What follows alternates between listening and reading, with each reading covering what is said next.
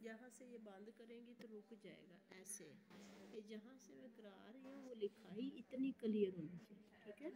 यूँ जैसे जैसे होगा नीचे ले जाएंगे, और जब मैं कहूँगी कि ऑन तो फिर आपने ऑन करना। और फर्स्ट ईयर आपने बात नहीं करनी बेटा, ठीक है।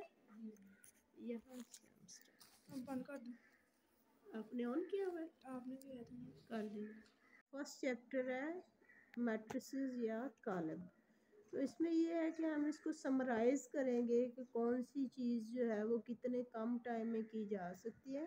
क्वेश्चन नंबर 1, 2 और 3 ये सिर्फ MCQs में आता है, इसको ज़बानी देख लीजिएगा, जिसमें रो कॉलम आ गया, कॉलमी कॉलम आ गया, स्केलर है या आपके पास स्क्वायर है या रेक्टेंगुलर है। क्वेश्चन नंबर 4, 5 और 6 ये शॉर्ट क्वेश्चंस में आ जाते हैं, जिसमें से क्वेश्चन नंबर 4 जो है इसमें मनफी या नेगेटिव ऑफ अ मैट्रिक्स मालूम करते हुए आपने क्या करना है, सिर्फ कॉलम के अंदर लिखे हुए हिंसों की अलामतें बदल देनी है। अगर कोई प्लस का हिंसा है तो वो माइनस का लिख देंगे, और माइनस का होगा तो उसे जमा का लिख देंगे। जैसा कि ये देखिए हमारे पास कॉलम ए है, 1, -2, 3 और -4। तो इसका मनफी ए जो होगा, negative of a equal to, अब वहाँ 1 प्लस था, इधर हमने माइनस कर दिया, 3 यहाँ पे प्लस है, इधर माइनस कर दिया, यहाँ 2 माइनस है, उधर प्लस कर दिया, इधर 4 माइनस है, यहाँ पे 4 को हमने प्लस कर दिया। ट्रांसपोज ऑफ अ मैट्रिक्स मालूम करने के लिए हमने क्या करना होता है कि कितार को कॉलम में बदल देते हैं, कितार को कॉलम में। अब हमारे पास अगर ए कॉलम है, ए इक्वल टू 1 और 0, तो हम इसका ट्रांसपोज करेंगे ए टी इक्वल टू, ये आपके पास कॉलम है, इसकी कितार बता देनी है, 1 इधर और 0 इधर। इसी तरह से अगर बी हमारे पास हो, 1, 2, 3, 4, 5 और 6, 2 रोज हो, 3 हो, 1 हो, जो भी हो, तो आपके पास बी का ट्रांसपोज जो है, आपने ये कितार है इसको कॉलम बनाएंगी तो यहाँ 1 इधर 2, फिर 3 ये वाला 3 और 4 का कॉलम बनाएंगी, 3 ऊपर 4 नीचे, फिर 5 और 6 का जब आप कॉलम बनाएंगी तो 5 यहाँ पे आ जाएगा और 6 इधर आ जाएगा।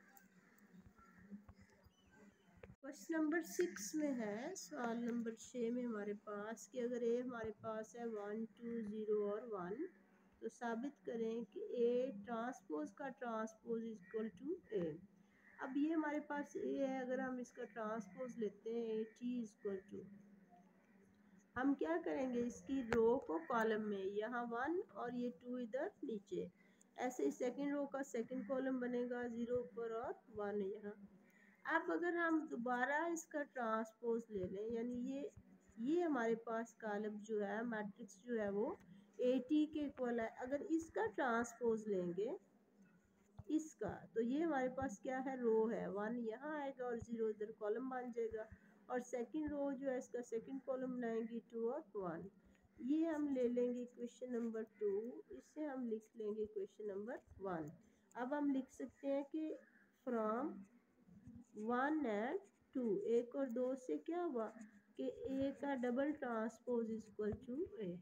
1.3 इसमें अगर हम देखें, यहाँ से क्लियर है नहीं ना, वो दरवाजे की आ रही है। मशक 1.3 है, एक्सरसाइज 1.3। इसमें जो फर्स्ट है कि दर्ज अलकालबों में से कौन से कालब एक दूसरे की जमई खसियत रखते हैं। अब ये MCQs में तो नहीं आ सकता, शॉर्ट में अगर पूछ लें, शॉर्ट में भी इतनी मतलब रकमें नहीं देंगे।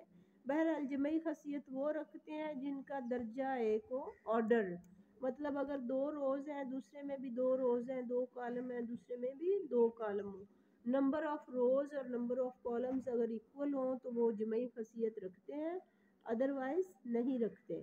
तो ए बी के साथ रखता है। इसी तरह से आपके पास सी और एफ है, और हमारे पास बी और डी है जो आपस में जमा हो सकते हैं। मंदरजा झैल कालबों के जमई मकूस, ये क्वेश्चन जो है ये आपके पास शॉर्ट में आ सकता है, जमई मकूस का शॉर्ट में या MCQs में। ये जमई मकूस और मनफी कालब ये एक ही बात होती है, आप इसमें जो इनसे लिखे हुए हैं उसको आप अलामतें बदल दें, जैसे ए है 2, 4, -2 और 1, तो ये हो जाएगा -2, -4, -1 और +2। ऐसे बी का अगर जमई मकूस लेंगे, नफ़ी 1, नफ़ी 2, नफ़ी 3 ये जमा 1 नफ़ी 3 और नफ़ी 1। इसी तरह से जितने भी दिए हुए होंगे उनके आपने साइन चेंज कर लेना है। यहाँ पर हमारे पास आ गया क्वेश्चन नंबर 3 कि अगर ए इसके इक्वल है, बी इस कालम के इक्वल है, सी इसके है, डी इसके है, तो मदरजा से कालम मालूम करें। ये आपका मोस्ट फेवरेट जो शॉर्ट क्वेश्चन है ना 2 नंबर का, वो इस तरह के क्वेश्चन में से आ सकता है। इसमें बी प्लस दिस है तो पहले बी कालम लिख लें, फिर प्लस ये वाला लिख लें, फिर दोनों को प्लस कर लें। इसमें से एक आधा हम करके देख लेते हैं। एक्सरसाइज 1.3 में अब जो शॉर्ट है कि प्लस करना है, तो इसमें बी प्लस दिस मैट्रिक्स दिया हुआ या कॉलम, तो अब बी के ऊपर हमें वैल्यू दी हुई है, हम वो लिख लेंगे 1 और -1। दरमियान में हमारे पास प्लस आ गया। बेटा पेन देना मुझे ये इसका ना। अब आपने ये करना है कि रिस्पेक्टिव एलिमेंट्स जो है ना उन्हें इकट्ठा करें। जमा हो रहे हैं 1 और नफ़ी 2, क्योंकि यहाँ जमा है, यहाँ अगर जमा होता है तो आपने वही अलामत लिखनी होती है जो कॉलम के अंदर हो। और ये हमारे पास हो जाएगा -1 और ये हो जाएगा जमा 3। अब इसे हल भी कर लेना।